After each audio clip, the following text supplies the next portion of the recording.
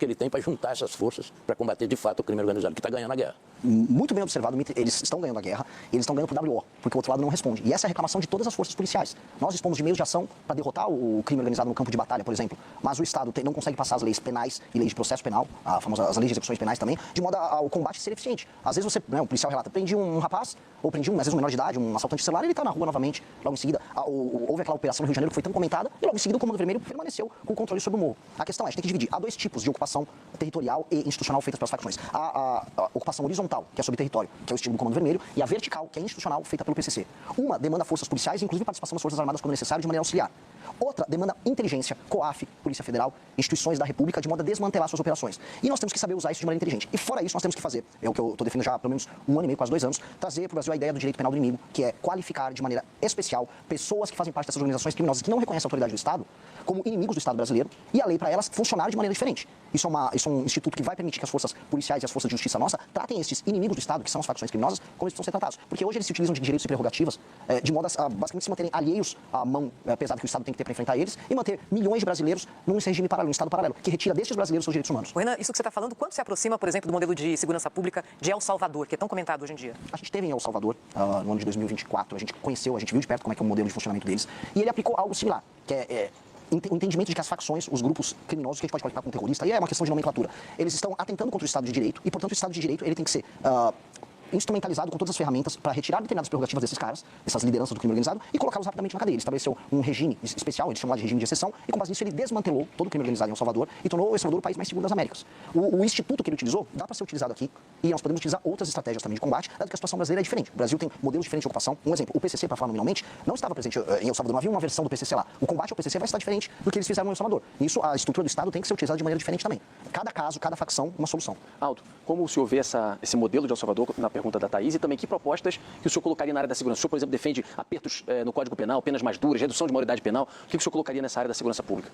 Quando eu era ministro da Defesa, nós fizemos uma operação na Amazônia, chamada Operação Ágata, para reduzir os crimes transnacionais, os crimes fronteiriços. Essa operação era conduzida pelo Ministério da Defesa, dela participavam o Exército, a Marinha, a Força Aérea, as polícias militares dos estados da Amazônia, as polícias civis dos estados da Amazônia, a Força Nacional, o COAF, a Receita Federal. Então era uma força-tarefa do Estado que bloqueava a ação do crime organizado transfronteiriço, que era reduzido a zero.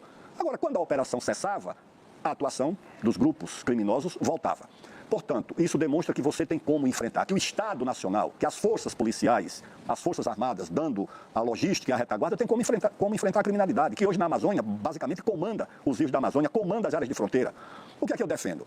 Eu defendo que haja normas especiais e normas de exceção para enfrentar o crime organizado. Você não pode tratar o criminoso do crime organizado como você trata um cidadão que comete um crime de trânsito e que não tem nenhum antecedente criminal. Esse você pode dar ele o direito da audiência de custódia, do habeas corpus, da saidinha. O crime organizado não pode dispor dessas prerrogativas, porque quando você dá um habeas corpus para um criminoso ligado ao narcotráfico, você termina dando um habeas corpus para o André do Rap. Então você tem que ter normas. Se não gostarem da palavra normas de exceção, se acham que é muito pesada, usem normas especiais. Normas que deem à polícia, que deem ao Ministério Público, nesse caso sim, que deem ao Judiciário condições para enfrentar o crime organizado e essas facções. Com essas normas atuais, esqueçam. Você não tem condições de enfrentar o crime organizado da mesma forma que você combate um crime de trânsito ou um crime de alguém que não tem antecedente criminal. Então você tem no Brasil essa possibilidade? Tem, mas no Brasil há uma incompreensão sobre como enfrentar essa situação, porque muitas vezes há uma ideia de que o crime organizado é um problema social. Não. O problema social é desemprego, é fome. O problema social é isso. O crime organizado tem que ser enfrentado com repressão.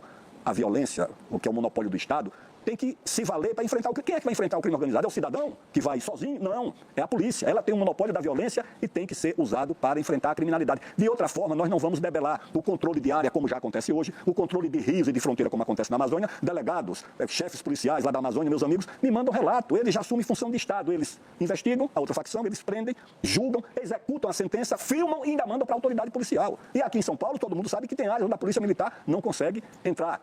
Então eu creio o seguinte, ou há mão de ferro contra o crime organizado, ou essa batalha nós não vamos vencer. E como é que você vê a dificuldade política, pergunto para os dois, para juntar as forças todas do país, os governadores e a União?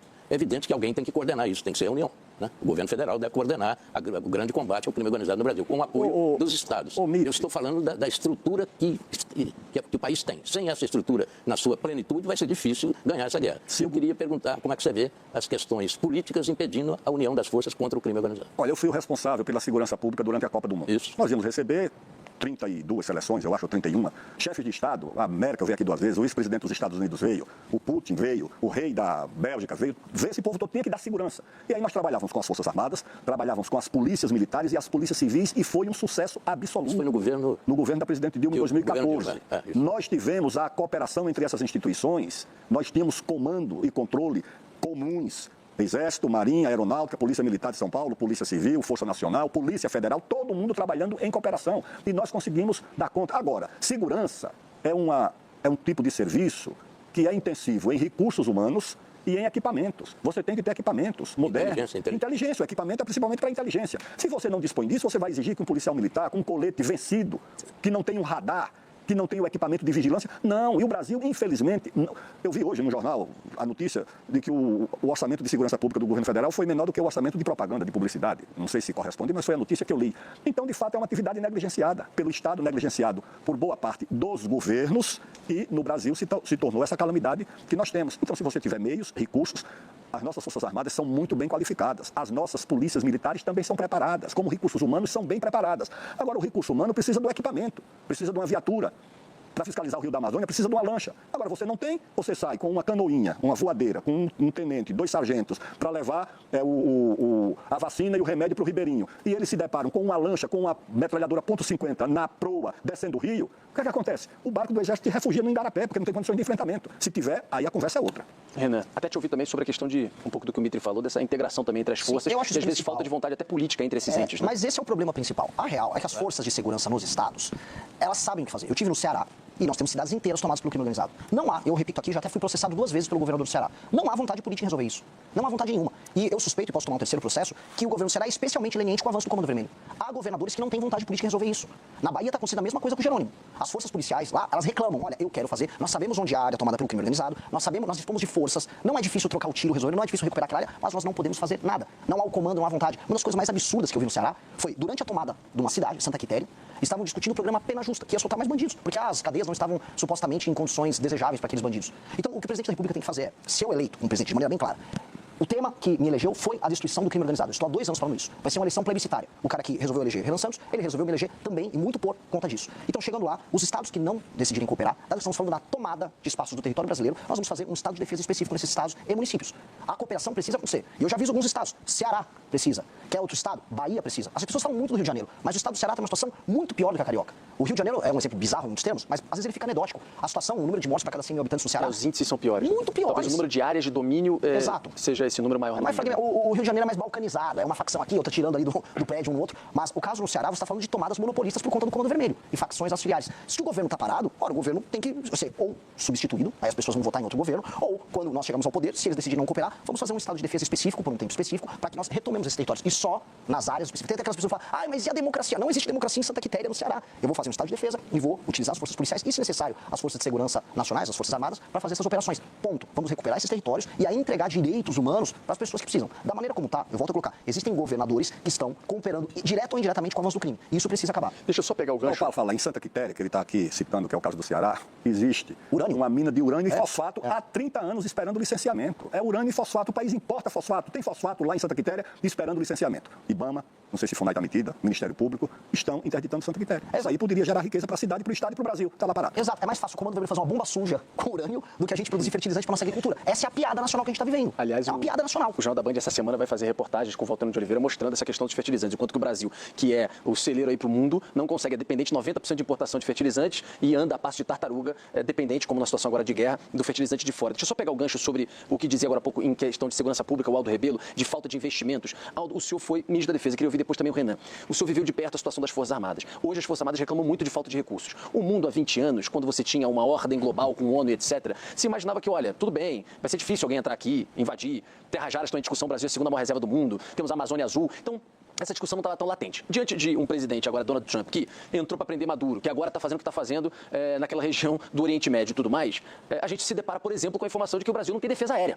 O Brasil não tem defesa aérea. Se ele quiser fazer o que ele fez, o Trump, com Maduro, entra aqui adoidado. Inclusive, o Lula teria chamado uma reunião com o ministro da Defesa também, com o Múcio e com o chefe das Forças Armadas, para falar sobre esse assunto. Qual a sua visão sobre um projeto de defesa para o Brasil diante desse mundo que a gente está vivendo? Depois queria ouvir o Renan também sobre isso. Em primeiro lugar, é preciso reconhecer que, em matéria de recursos humanos, as nossas Forças Armadas estão entre as mais preparadas do mundo. mundo. Os nossos pilotos são excepcionais. Os nossos submarinistas assombram nas manobras que envolve outros países. Os nossos submarinos são muito bons. Os nossos fuzileiros navais, os nossos paraquedistas, nossas forças especiais são muito bem formadas. Agora, não basta você ter o soldado bem formado, você precisa do equipamento.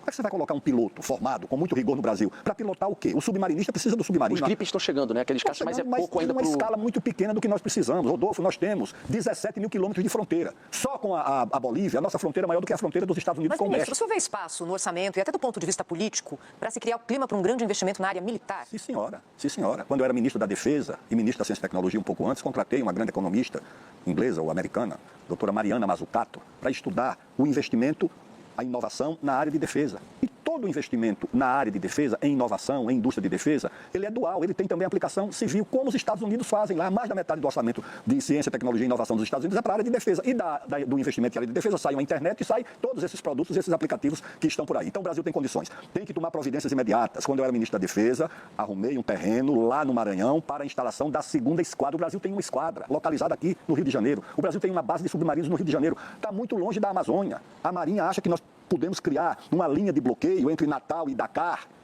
militarizar Fernando de Noronha como uma âncora para a Marinha em caso de emergência. Eu separei lá o terreno, transferi do Exército para a Marinha num porto de águas profundas, perto de São Luís, para fazer a 2ª base, ali perto da Amazônia. Você tem que criar uma base aeroespacial no norte do país, ou em Boa Vista, ou em Tiriós. Você tem que multiplicar os pelotões de fronteira. Você tem que multiplicar os tiros de guerras indígenas. Tem que envolver as populações indígenas, na Amazônia principalmente, criar núcleos de preparação de oficiais da reserva. Existem, né? Existem núcleos indígenas do Exército. Mas muito poucos perto do que nós precisamos. Você tem um aqui e passa 1.000 quilômetros, 1.200 para você ter o próximo. Você tem que criar muito mais. Por quê? Porque você incorpora a população indígena e os seus idiomas na área de defesa do Brasil. É isso que nós precisamos fazer. Eu acho que nós negligenciamos, porque é caro. Você colocar uma esquadra em funcionamento, uma hora de voo de um caça, é 20, 30 mil dólares pelo menos. É isso que custa. Mas você precisa disso, porque o país não é respeitado, não é levado a sério, se ele, pelo seu tamanho, não trata a defesa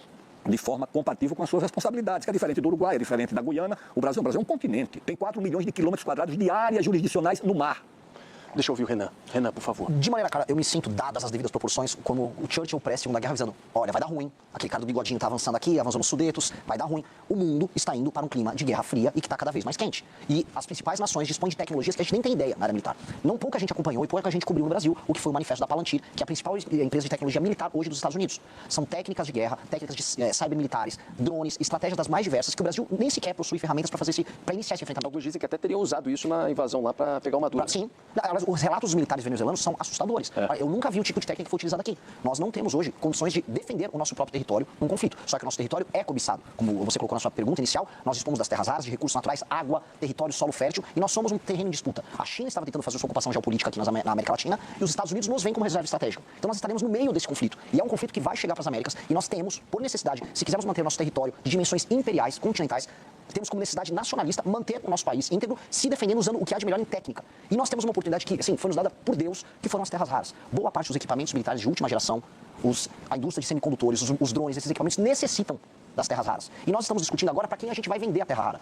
Nós temos que ter uma agenda de competitividade, ter, como ela trouxe, um espaço fiscal, por isso que eu falo muito de reforma fiscal na área da despesa. Tem que ter uma reforma fiscal na área da despesa para sobrar dinheiro para a gente fazer os investimentos corretos e, com base nisso, negociar com os Estados Unidos ou com a China, ou quem for, não só a produção das terras raras e a exportação delas, mas trazer a indústria de semicondutores, trazer a indústria bélica, fazer acordos de transferência de tecnologia e aí a gente começar a construir uma indústria de defesa de alta capacidade para que o Brasil possa se preparar para o mundo novo que vem aí. Esse mundo novo que vem aí não vai ter o Brasil só como um espectador. A nossa estratégia de sobrevivência nesse mundo é diferente. O pacto, como você colocou, pacto pós-Segunda Guerra Mundial, o multilateralismo, os organismos internacionais, tudo isso estão sendo relativizados. A gente está vendo isso na Ucrânia, viu na Venezuela, vai ver provavelmente em Taiwan, e nós temos que agora estar pronto para esse mundo. Esse mundo é um mundo que pode ser muito cruel com o Brasil. Renan, eu preciso chamar aqui o nosso intervalo, mas só para complementar uma questão, a Thaís perguntou sobre como também subsidiar isso, né? Esse aumento de investimento em defesa.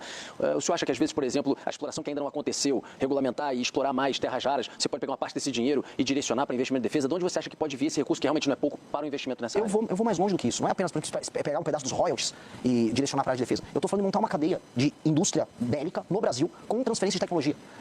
O Brasil é o segundo lugar no mundo com mais reservas de terras raras. Portanto, usemos isso como barganha.